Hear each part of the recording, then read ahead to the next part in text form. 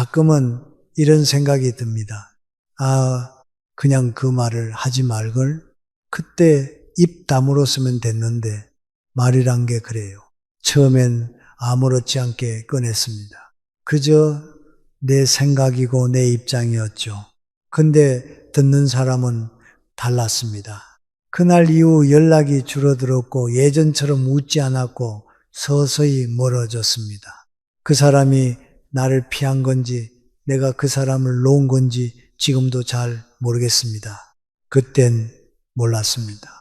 사람 사이엔 절대 꺼내지 말아야 할 이야기들이 있다는 걸요. 아무리 친해도 아무리 오래 알아도 딱 그 말 한마디에 모든 게 끝나버릴 수 있다는 걸요. 혹시 여러분도 그런 말 하신 적 있으신가요? 혹은 누군가에게 그런 말을 들으신 적 있나요? 오늘은요, 아무렇지 않게 꺼냈다가 99% 관계가 틀어지는 이야기들에 대해 말씀드리려 합니다. 지금부터 조용히 하나씩 짚어보겠습니다. 주제가 마음에 드신다면 구독과 좋아요 눌러주세요. 여러분의 마음을 안아주는 좋은 콘텐츠로 보답하겠습니다. 첫 번째, 20년 친구 그 말 한마디에 끝났습니다. 재만 씨와 기석 씨는 거의 20년 가까이 산을 함께 오른 친구였습니다. 매주 일요일 아침 늘 같은 시간에 만나 같은 산에 오르고 같은 식당에서 뒤풀이를 했습니다. 서로 다른 성격이지만 그 차이가 오히려 편했습니다. 대화도 잘 맞았고 무엇보다 붙잡지 않아도 이어지는 사이였습니다. 그래서 더 편하고 더 오래 갈 줄 알았습니다. 그런데 그날은 좀 달랐습니다. 산행을 마치고 식당에 앉아 점심을 먹던 중 텔레비전에서 뉴스가 흘러나왔습니다. 기석 씨가 조용히 한마디 했습니다. 야, 저 사람 또 나왔네. 저런 인간이 어떻게 다시 정치를 하냐? 재만 씨는 숟가락을 들다가 멈췄습니다. 그리고 말했습니다. 그 인간이라니. 난 저 사람 좋게 보는데 순간 공기가 바뀌었습니다.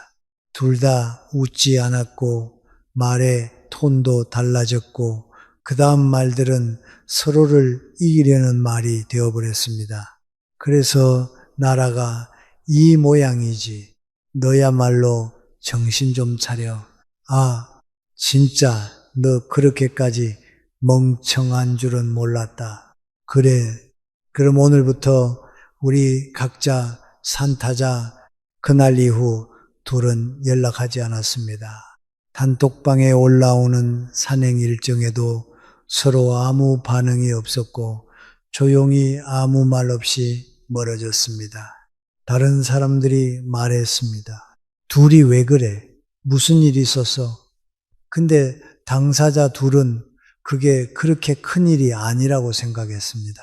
그냥 의견 차이였을 뿐인데 그렇게 생각하면서도 절대 먼저 연락은 하지 않았습니다. 그 말 한마디가 20년 우정을 무너뜨린 겁니다. 처음엔 의견이 달랐고 그 다음엔 자존심이 걸렸고 결국엔 마음이 다쳤습니다. 왜 이렇게까지 되었을까요? 정치 이야기는 왜 이렇게 무섭게 사람 사이를 끊어놓는 걸까요? 정치학자가 아니라 심리학자들이 이걸 먼저 밝혔습니다. 정치 성향은 인격 그 자체라는 겁니다. 내가 무엇을 믿고 무엇에 분노하고 어떤 세상을 옳다고 생각하느냐. 그 모든 것이 정치 성향 안에 담겨 있습니다. 그래서 정치 이야기를 건드리는 순간 사람들은 생각이 다르다고 느끼는 게 아니라 나를 공격당했다고 느낍니다. 이걸 심리학에서는 자정체성 침해라고 부릅니다. 생각이 아니라 존재를 건드리는 겁니다. 그래서 논리가 통하지 않습니다. 말을 하면 할수록 서로 더 멀어집니다. 그리고 여기서 더 무서운 게 있습니다.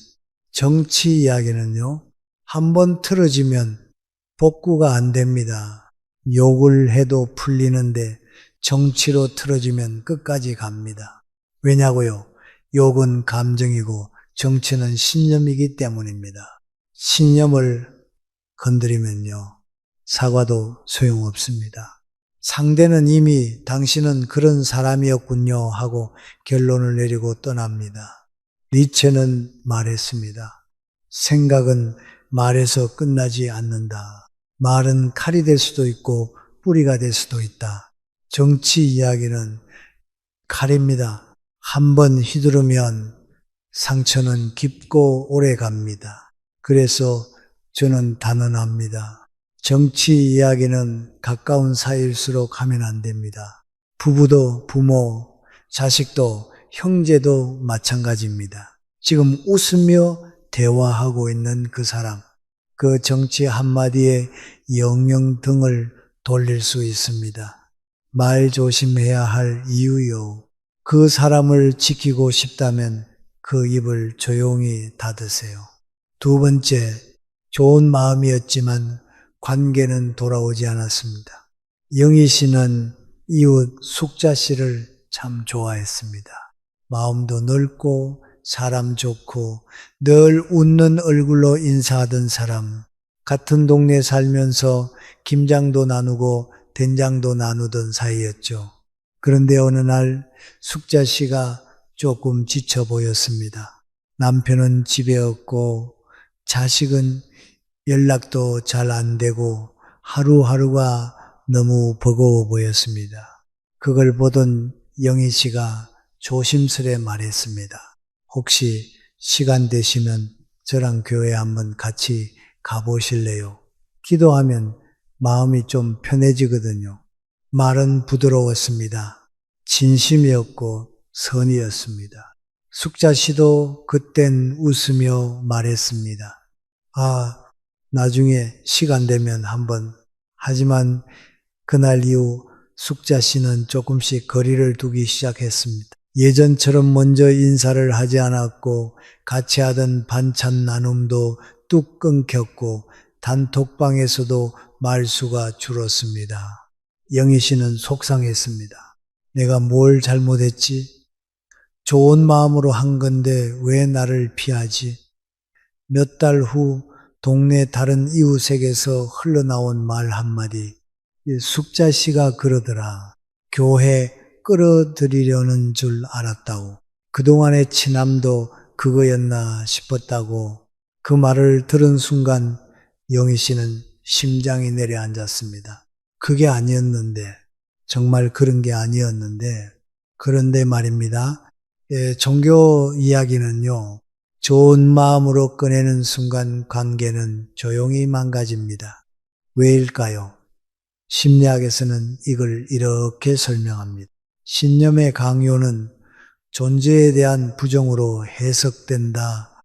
미국 애리조나 대학의 문화충돌 실험에서는요, 참가자들에게 종교적 가치가 포함된 문장을 강하게 권유받게 했을 때 친밀도와 신뢰도가 급격히 하락하는 현상이 나타났습니다. 특히 기도해 보세요.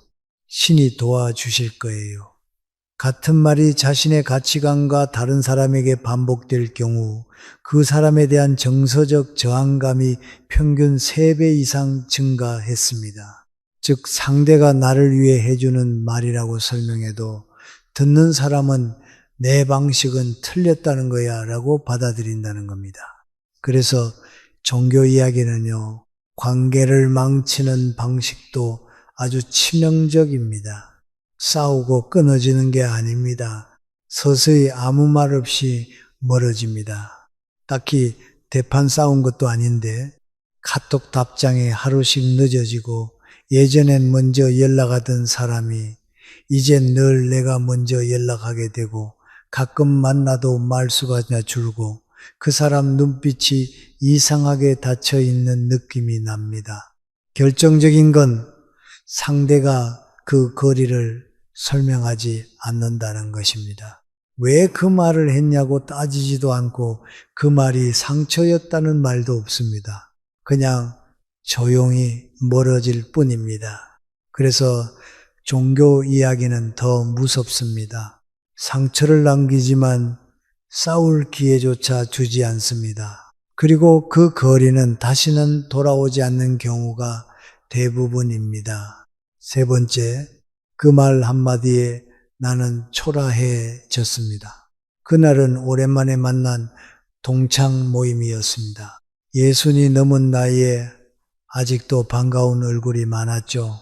여기저기서 웃음이 터지고 이야기 꽃이 피던 그때 누군가가 먼저 말을 꺼냈습니다.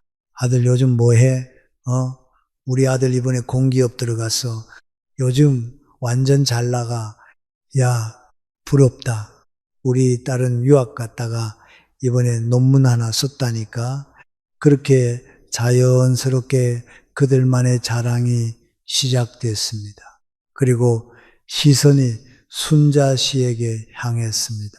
순자, 넌 딸 잘 지내지? 순자 씨는 잠시 머뭇거리다가 그냥 웃었습니다. 그럭저럭 잘 지내.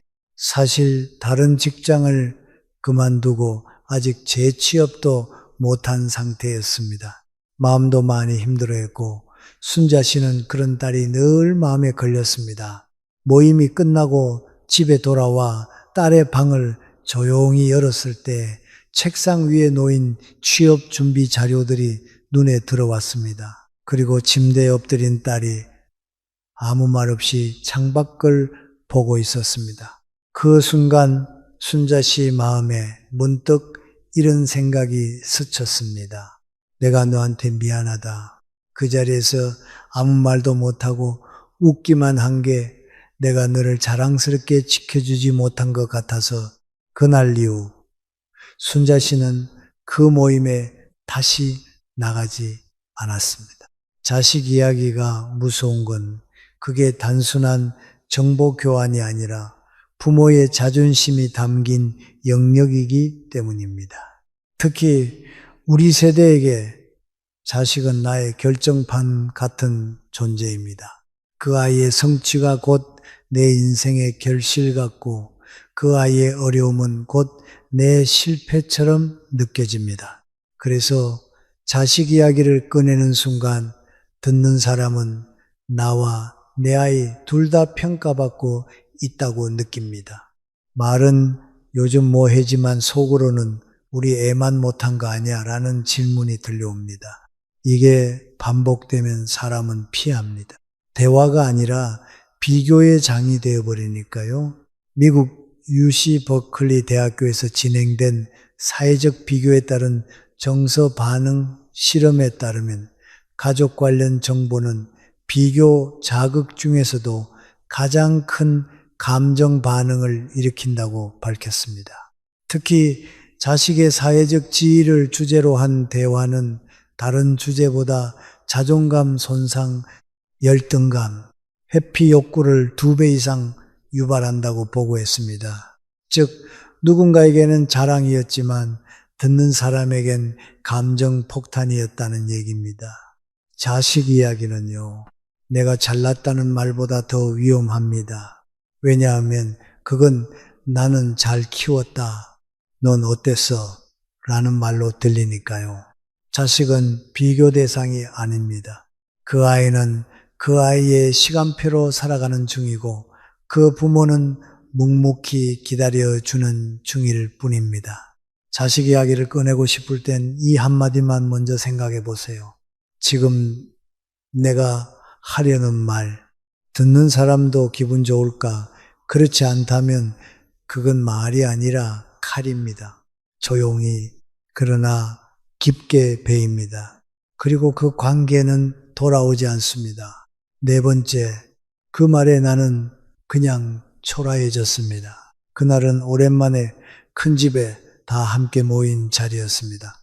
형제 자매들도 다 모이고 밥 먹으면서 이런저런 얘기가 오가던 중 형님이 무심히 말했습니다. 나는 애들 결혼시킬 때 전세 말고 다 자가 해줬어. 요즘은 그런 거 하나 못 해주면 부모 노릇도 못하지. 그 말에 식탁에 앉아있던 수님 씨는 숟가락을 멈췄습니다. 나는 전세 금도 못 보태줬는데 우리 딸 신혼 초부터 지금까지 계속 전세 옮기면서 살고 있는데 수님 씨는 아무 말도 하지 않았습니다. 그저 웃는 척 고개를 끄덕였을 뿐입니다. 하지만 속으로는 그 자리에 앉아 있는 것 자체가 부끄러웠습니다. 그리고 그날 이후로 형님과 거리를 두기 시작했습니다. 문자도 답장이 늦어졌고 모임도 한두 번 빠지게 됐고 가까운 사이 같았던 마음은 서서히 멀어졌습니다. 돈 이야기가 무서운 건요. 그게 그냥 경제 이야기로 끝나지 않기 때문입니다. 그 말에는 나는 해줬다. 너는 못 해줬다. 나는 능력 있고 너는 부족하다는 암묵적인 평가가 깔려 있습니다. 그리고 그 평가는 형제 사이든 친구 사이든 듣는 사람을 작아지게 만들고 그 자리를 부끄럽게 만듭니다. 특히 우리 세대에게 자식에게 뭘 해줬느냐는 부모로서의 능력과 자존심 그 자체입니다. 그걸 건드리는 순간 대화는 끝나고 마음은 다칩니다. 하버드 대학교의 한 심리 연구에 따르면 가족 간 금전적 지원 경험을 주제로 한 대화는 정서적 거리감을 평균 40% 이상 증가시키는 것으로 나타났습니다.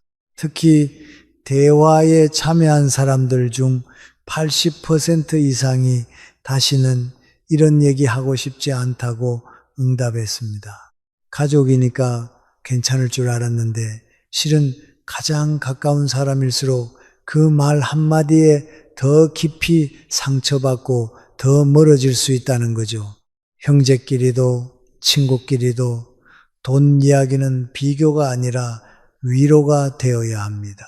자식에게 뭘 해줬느냐보다 지금 그 자식이 나를 편하게 생각하느냐, 그게 진짜 부모 노릇 아닐까요? 내가 해준 걸 말하고 싶은 순간 한 번만 생각해 보세요. 혹시 지금 내 말이 상대에게 나는 못해준 부모라는 죄책감을 안기진 않을까? 그렇다면 그 말은 삼키세요. 말은 입에서 나오지만 상처는 가슴 깊이 남습니다. 그렇다면 어떤 말이 상대의 마음을 살리고 오히려 관계를 더 깊게 만들 수 있을까요? 첫 번째, 요즘 뭐 배우세요? 요즘 사람들 만나면 말 한마디 꺼내기가 참 조심스러워졌습니다. 정치 이야기 꺼냈다가 분위기 싸해지고 자식 이야기 꺼냈다가 서로 자랑만 하다 끝나고 돈 이야기는 더 조심스럽고요. 가끔은 그냥 말 안 하는 게 낫겠다 싶을 때도 있습니다. 그럴 때니 한마디로 대화를 열어보세요. 요즘 뭐 배우세요? 별거 아닌 것 같지만 이 질문에는 세 가지가 담겨 있습니다. 하나, 당신에게 관심이 있어요. 둘, 당신은 여전히 성장하고 있는 분이에요. 셋, 당신의 현재를 존중하고 싶어요. 이 질문을 들으면 사람은 무의식적으로 자기 삶을 돌아보게 됩니다. 실제로 이런 일이 있었어요. 한 모임에서 낯선 사람이 저한테 갑자기 이렇게 물어보더라고요. 요즘 뭐 배우세요? 순간 당황했죠. 나는 배우는 게 없다고 생각했거든요. 근데 그 사람이 이어서 이렇게 말했어요. 저는 요즘 자전거 배우고 있어요. 딸이랑 한강을 달리는 게 소원이었거든요. 그 말을 듣는데 괜히 부끄러우면서도 뭔가 뭉클했습니다. 그래서 저도 말했죠. 저는 요즘 요리 다시 배우고 있어요. 예전엔 가족 챙기느라 바빠서 대충 했는데 지금은 저 자신을 위해서 요리해요. 그때 서로 눈을 마주치며 웃었습니다. 누구 하나 뽐내지 않고 누구 하나 작아지지 않고 그게 대화 아닐까요? 독일의 데무노 괴테는 이런 말을 했습니다. 사람을 대할 때 그가 지금 어떤 사람인지를 보지 말고 그가 될 수 있는 사람으로 대해줘라. 요즘 뭐 배우세요라는 이 한마디에는 바로 그런 존중의 시선이 담겨 있습니다. 그런데 만약 상대가 이렇게 말할 수도 있겠죠. 배우긴 뭘 배워요? 요즘은 그냥 하루하루 버티는 것도 벅차요. 그럼 이렇게 답해 보세요. 그럼 그거야말로 대단하신 거예요. 하루하루 버티는 게 요즘 제일 어려운 일이잖아요. 혹은 이렇게 돼요. 사는 것도 배우는 거죠. 저는 선생님처럼 차분하게 말하는 게 제일 부럽더라고요. 그건 책으로는 못 배워요. 그 말 한마디면 상대는 미소 짓고 당신은 말의 품격을 가진 사람이 됩니다. 요즘 뭐 배우세요? 이 질문은 지식을 묻는 게 아닙니다. 그 사람의 오늘을 묻는 말입니다. 그리고 대답은 어떤 것이든 정답이 됩니다. 누군가는 말할 겁니다. 나는 아무것도 안 배워요. 그럼 그게 그 사람의 지금인 거죠. 그 시간조차 존중해주는 대화, 그게 관계를 살리는 힘입니다. 다음에 누군가를 만나시거든 그냥 무거운 이야기 꺼내지 마시고 이렇게 한번 물어보세요. 요즘 뭐 배우세요?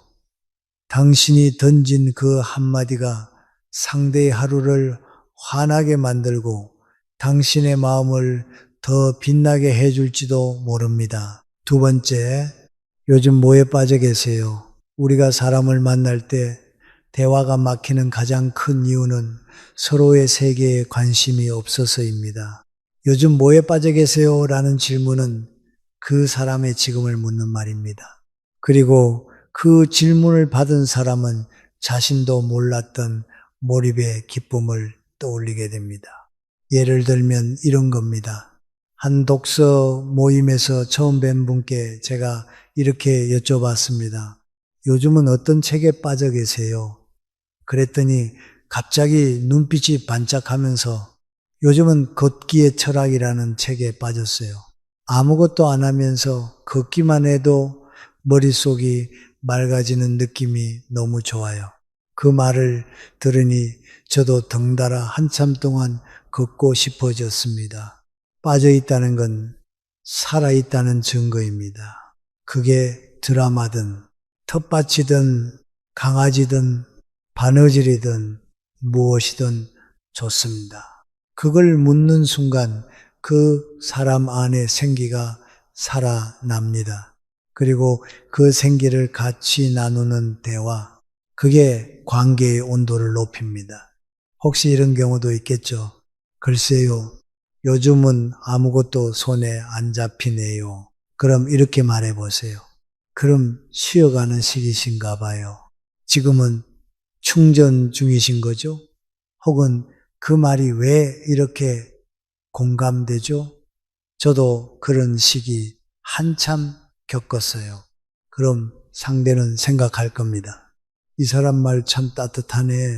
바로 그 지점에서 마음이 열립니다. 프랑스 철학자 볼테르는 이렇게 말했습니다. 사람을 알려면 그 사람이 즐기는 것을 보라. 우리가 던지는 요즘 뭐에 빠져 계세요? 라는 질문은 그 사람의 기쁨을 묻는 말입니다. 즐기는 것을 묻는 순간 그 사람의 본 모습이 살짝 보이고 그 본 모습을 받아들이는 순간 신뢰가 시작됩니다.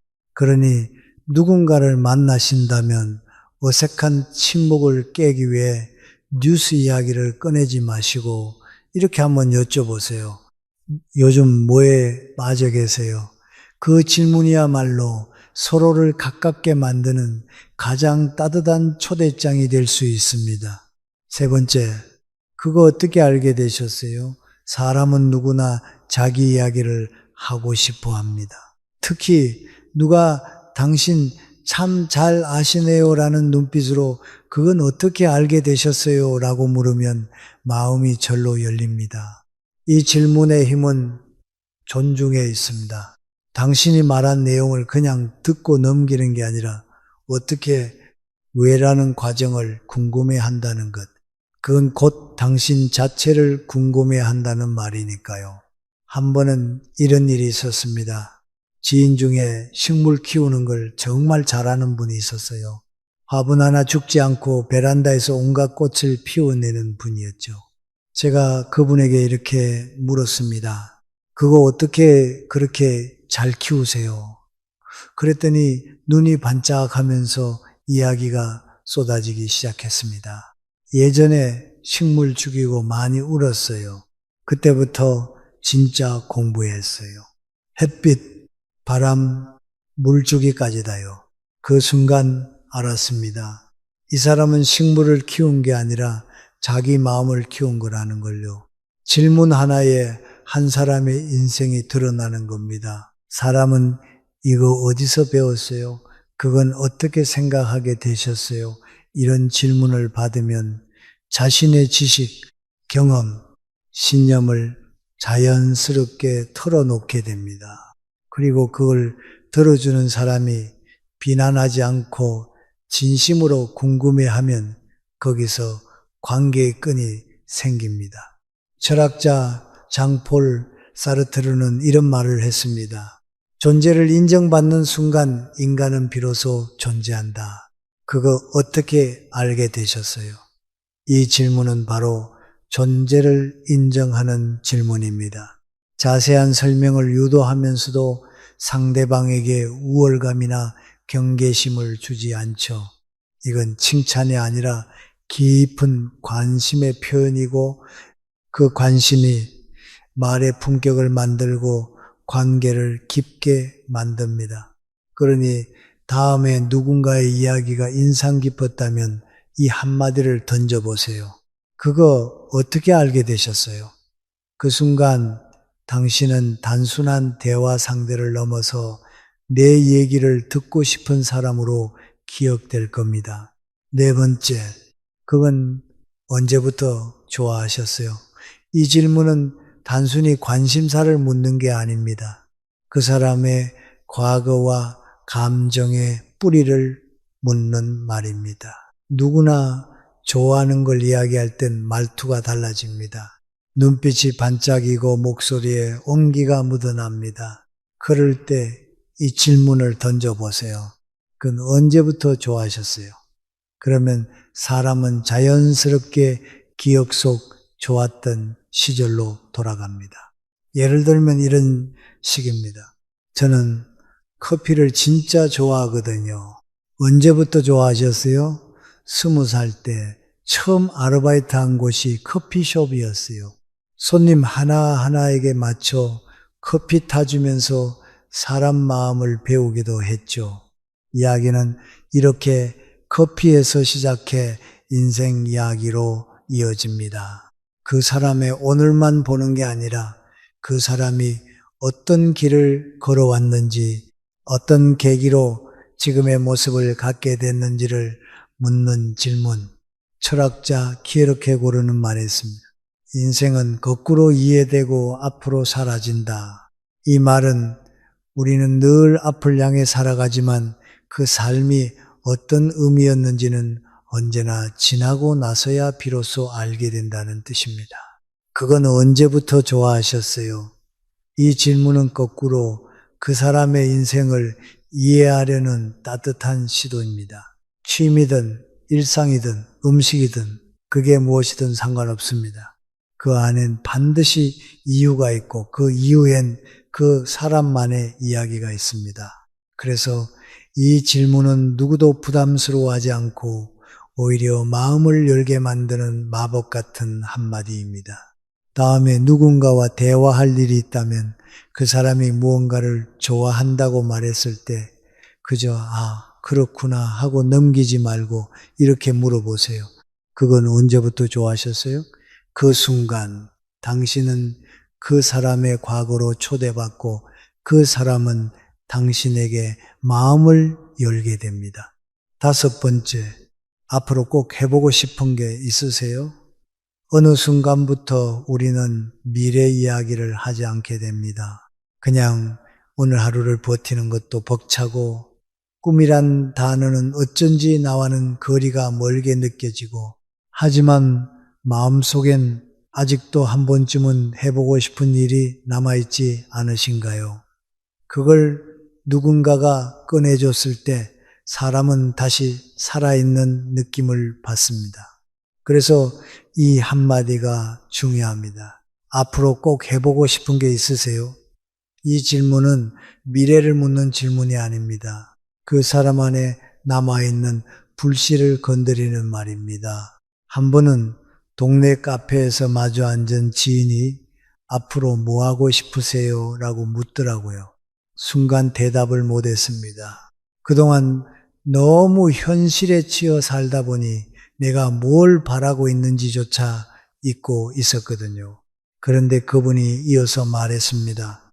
저는 언젠가 바다를 보며 책 쓰는 게 꿈이에요. 그냥 아무도 방해 안 하는 곳에서요.